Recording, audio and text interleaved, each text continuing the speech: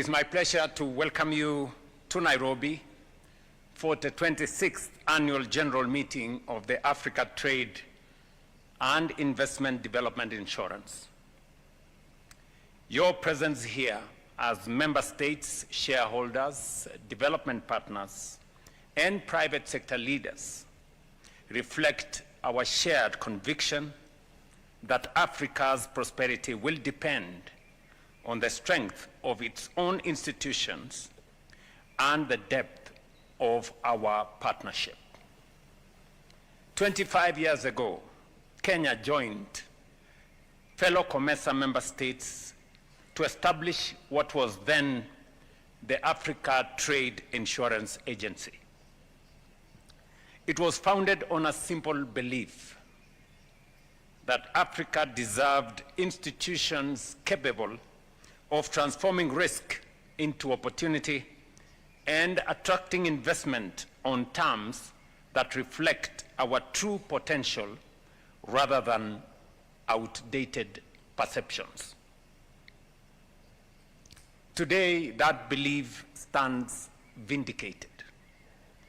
ATIDI has become Africa's premier institution, multilateral trade and investment insurer, supporting more than $93 billion in trade and investment while holding investment grade A ratings from both Standard & Poor's and Moody's.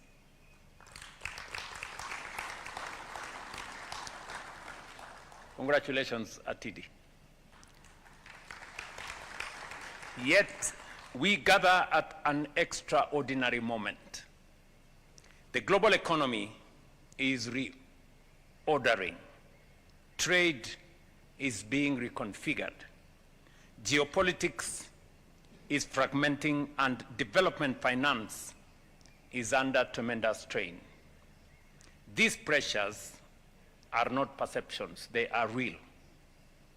But they also present Africa with an unprecedented opportunity to redefine its place in the global financial system. For years, we have championed a fairer global financial architecture, one that stops mispricing Africa and African risk and making our capital needlessly expensive. That call remains right. I have been, as they have said, to every forum and every meeting, and I have stated our position unequivocally that we do not want a system that favors us. We want a system that treats all of us equally. And that is not too much to ask.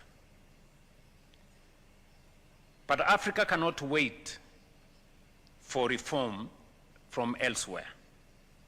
While the world debates reform, Africa must build. We must complement the reform of the global financial architecture by building a stronger African financial architecture, one that mobilizes African capital, mitigates African risk, and finances Africa's development on Africa's terms. The evidence is compelling. Africa holds nearly $4 trillion in long-term domestic savings through pension funds, insurance assets, and central bank reserves. Yet the continent faces an annual financial gap of more than $400 billion. We attract barely 1% of global institutional investment and only 4% of foreign direct investment. Even today, African countries borrow at rates between 200 and 400 basis points above their fundamentals and where the fundamentals justify. This paradox reveals a simple truth. Africa does not suffer from a shortage of capital, and that has been said by both the CEO of ATIDI and my good friend Sidi. We do not suffer from a shortage of capital. And I say so even when I specifically talk about our own country, Kenya. When I came into office, I championed and I explained to the people of Kenya why savings is important. In our National Social Security Fund, we had 312 billion Kenya shillings saved in 60 years. But in just 2 years, we have moved it from 312 to 680 billion. By next year, we will triple what we have saved in 60 years in 3.5 years. What does that mean?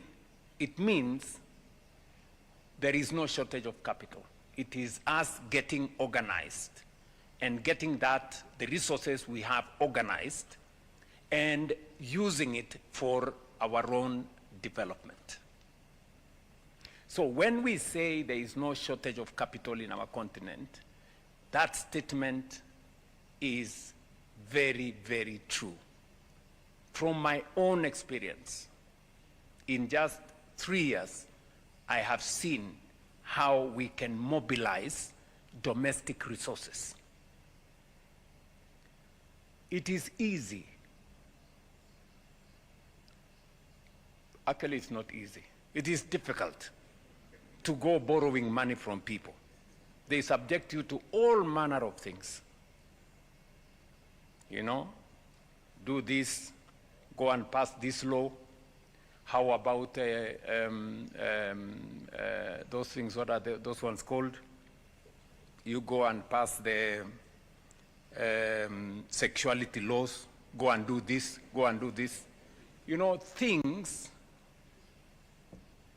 that have nothing to do with the money you're looking for.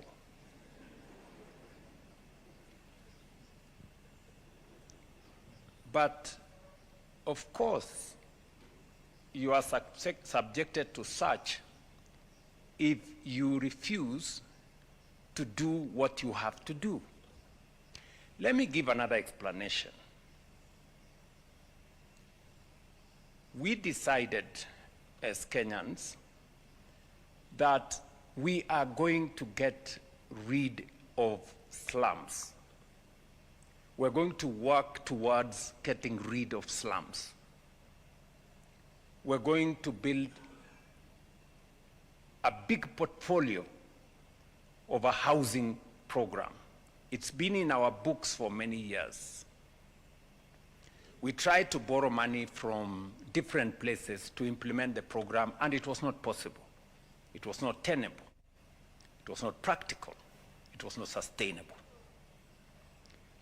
But we decided that we are going to put together a housing fund, and we are going to pay 1.5% of our incomes to that fund, and employers would do the same. Today, just in 3 years, we have built a portfolio of $9.3 billion.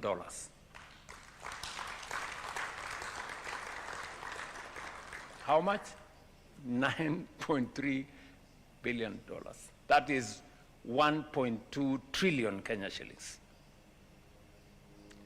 Our own resources, Kenyan resources. So if there was any doubt in anybody's mind of our capacity to raise domestic resources, and for us to drive our development on our terms. Please erase that doubt. And that is why this evening is very significant to me. When we had the Africa Forward Summit here last month, we made a conscious decision as leaders of this continent that we are going to rethink how we finance our development. We are going to work with partners, and we are immensely grateful for the World Bank, the IMF, IBRD, and all the other partners that have worked with us. They have walked this journey with us. But they have done so much. But there is space for us to do more ourselves.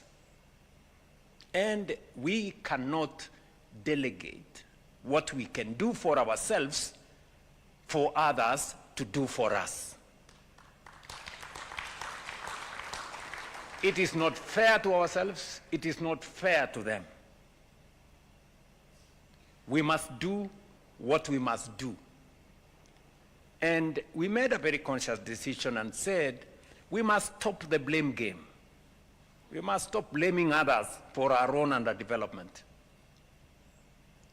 And I remember one head of state saying that nobody owes us development.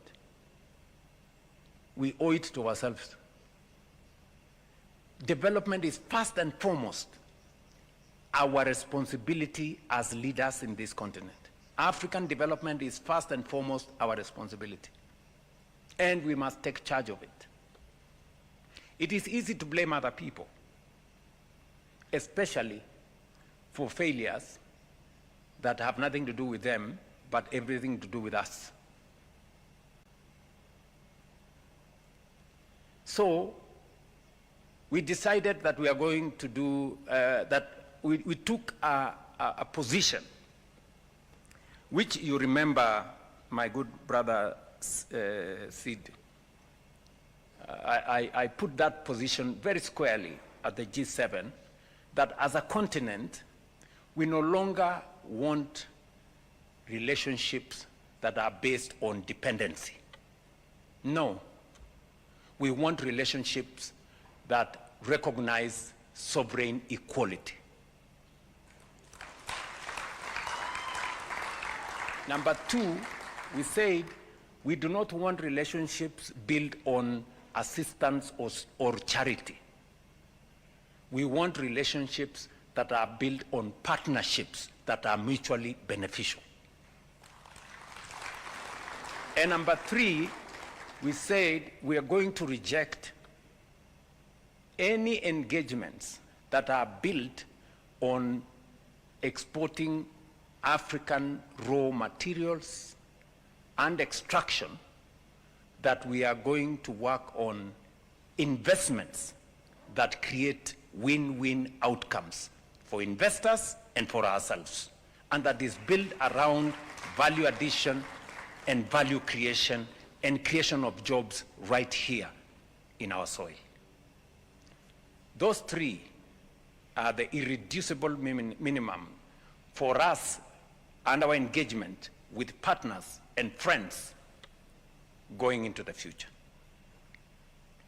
But that also places responsibility on us, that we must do our part of the bargain. And that is why I must commend in a very special way the President of the Africa Development Bank, my friend Olta. Let us clap for this man.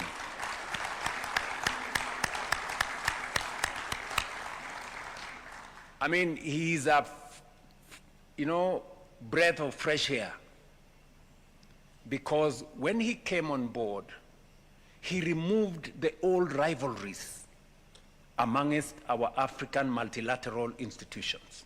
financial institutions. There was an unhealthy competition between, I don't know, Africa Development Bank, I don't know, Afri-Exim Bank, Trade and Development, a competition that was not necessary. It is better for them working together. And you remember very well, we took a position at the Africa Union and said, we are going to work with all our financial institutions, African multilateral financial institutions. And we took a decision at the Africa Union that we are going to endorse and support and contribute to these institutions, so that because they understand our situation, they understand our development, they know us better, they work with us from our continent. Some other institutions, you can forgive them. They are in New York, they are in Paris, they are in Washington, and they can have all manner of perceptions. For example, the other day there was a problem of Ebola in DRC, and everybody canceled meetings all over the place, because some people don't understand that there is almost 4,000 kilometers from Kenya to DRC. So these are some of the perceptions that inform this space. And I am very happy that this evening, in this annual general meeting dinner for the TD, we have the presence of Africa Development Bank, Trade and Development Bank, Afri-Exim, I'm sure are represented, and all the other institutions, Africa Finance Corporation, they were here the other day. And we have taken the position as a continent that we are going to support these institutions.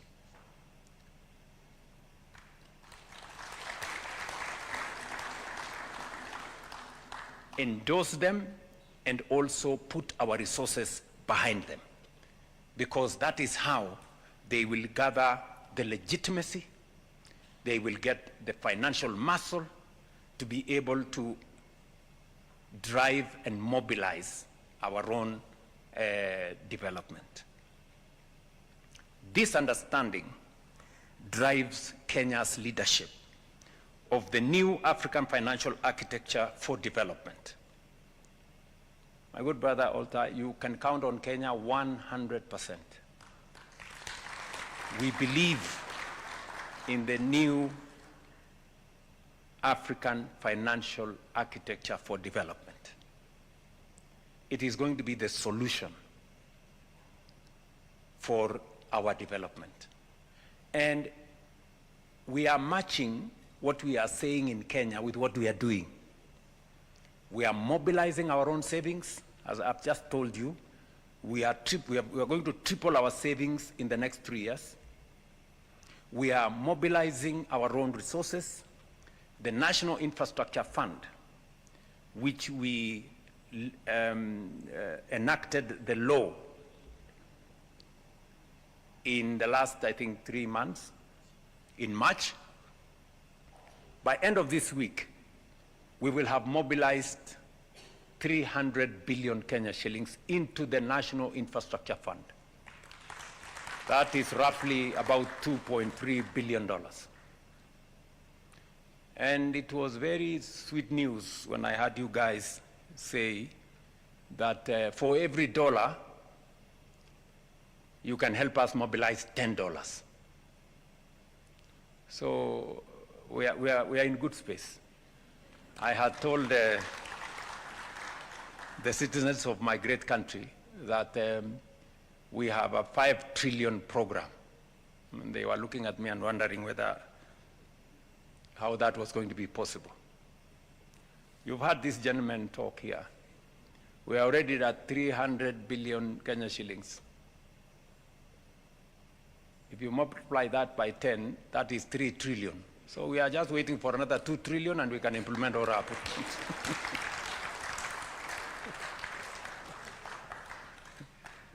That is how it works. Good people. That is how it works. Ndio mimi nawaambia saa zingine tutumia akili. You know, for those of us who understand that language. To move Africa from a recipient of global capital to a mobilizer of its own, from fragmented institutions to coordinated strength, and from dependence on external risk assessment to African institutions capable of pricing African opportunities correctly. That is the mission. That is what NAFAD, that is what the new architecture is going to do for us in this continent. At the heart of this vision is the Alliance of African Multilateral Financial Institutions. Through this alliance, the Africa Development Bank Group, Africa Export-Import Bank, Africa Finance Corporation, Africa Trade and Investment Development Insurance, Trade and Development Bank Group, Africa Reinsurance Corporation, ZEP Re, or what was formerly PTA Reinsurance Company, Shelter Afrique Development Bank, East African Development Bank, Africa Solidarity Bank, Fund for Export Development in Africa, West African Development Bank, and Regional Maritime Development Bank can coordinate their balance sheets, share risk, and mobilize capital at continental scale.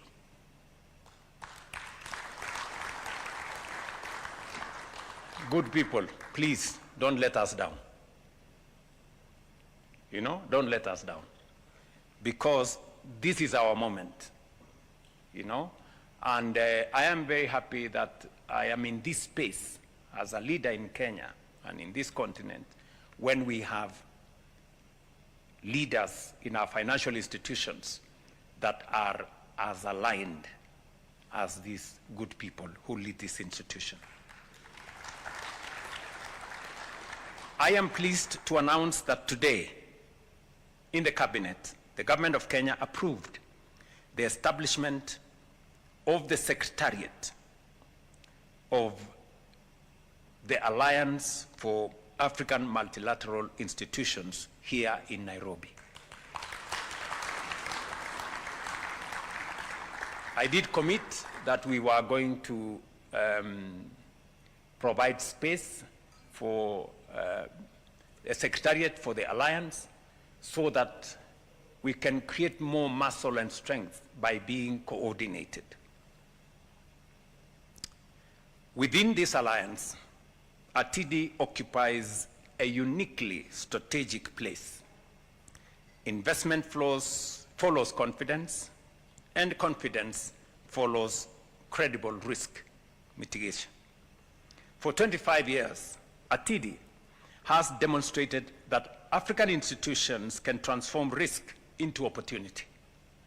Yet Africa still faces a guarantee and insurance gap of up to $50 billion every year. One of the greatest barriers to unlocking private investment in infrastructure, energy, industry, agriculture, and trade. Every dollar invested in our guarantee architecture has the potential to mobilize $10 more in private capital.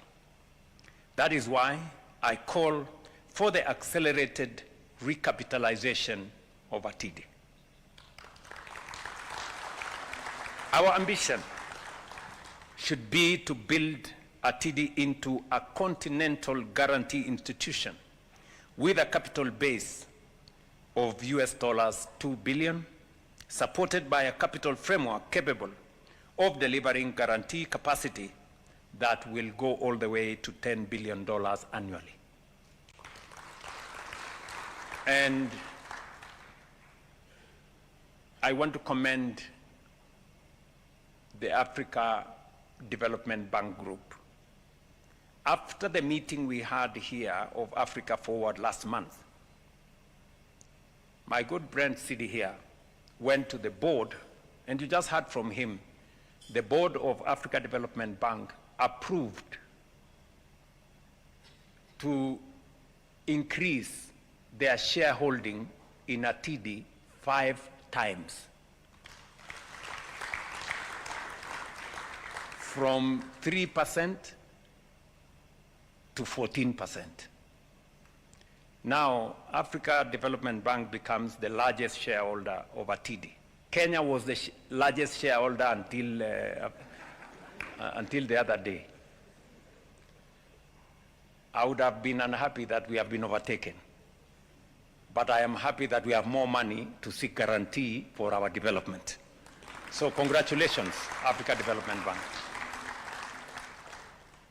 What we will do, however, is that Kenya will continue to invest our own resources also in Atidi to support the journey to Atidi having $2 billion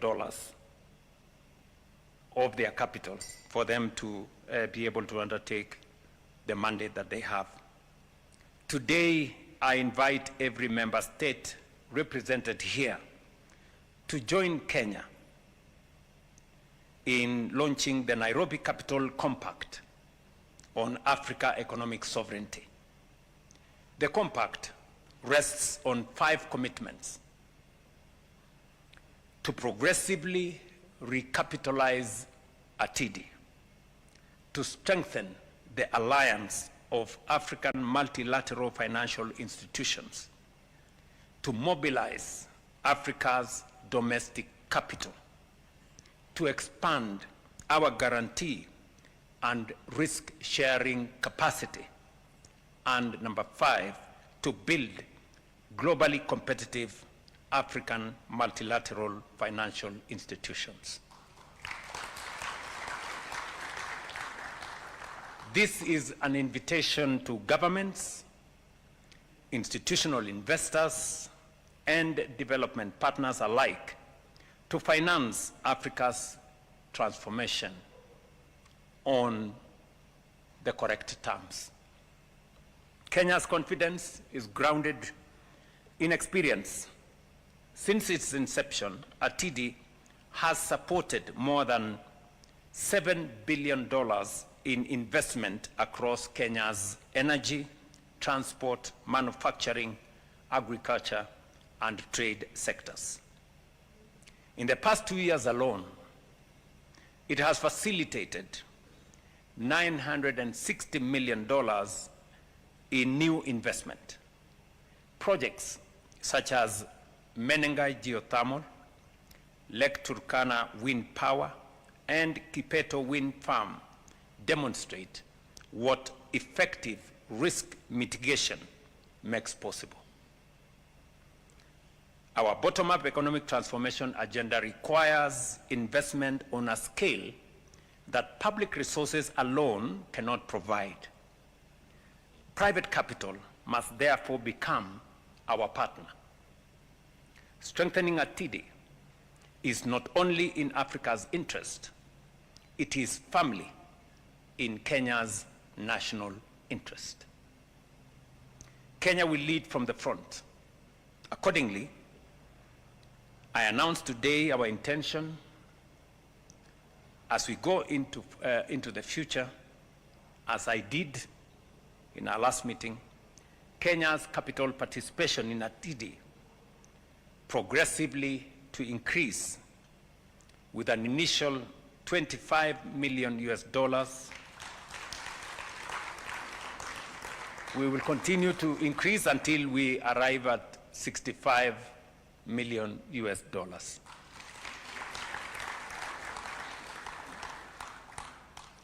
To demonstrate that commitment, we will continue positioning Nairobi as Africa's premier financial and development hub. In support of that vision, we prepared to provide strategic institutional support, including the allocation of land. This evening, I have a title here, issued by the government of Kenya to facilitate the establishment and expansion of the headquarters and regional offices of African multilateral financial institutions, specifically to ATIDI. And I want to present the title to my good friend.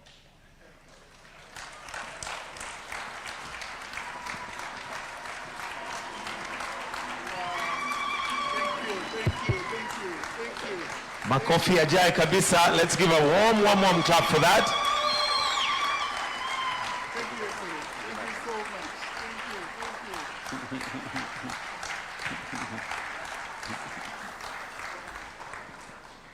Thank you very much. Please, let's take our seats.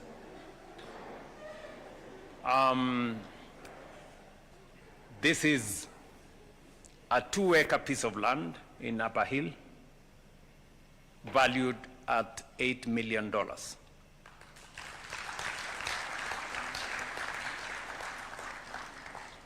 Our predecessors secured Africa's political independence.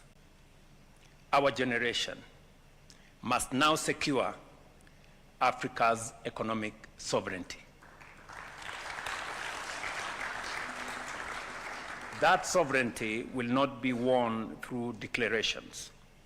It will be won by building trusted institutions, by mobilizing our own capital first, by crowding in investment from global markets, by pricing Africa's risk correctly, and by financing our development competitively. Let Nairobi be remembered as the city where Africa chose implementation over advocacy, where fragmented balance sheets became a collective financial strength, and where our continent took another decisive step towards economic sovereignty. My good friends, I wish you well. My very best wishes. I am very, very proud of this evening because finally we are beginning to make the right decisions. Bold, decisive, focused, and right. So thank you very much. Enjoy your dinner. And unfortunately, I will not be able to attend the meeting tomorrow. I have explained my deputy will be there because I have a family matter to attend to. So asante sana.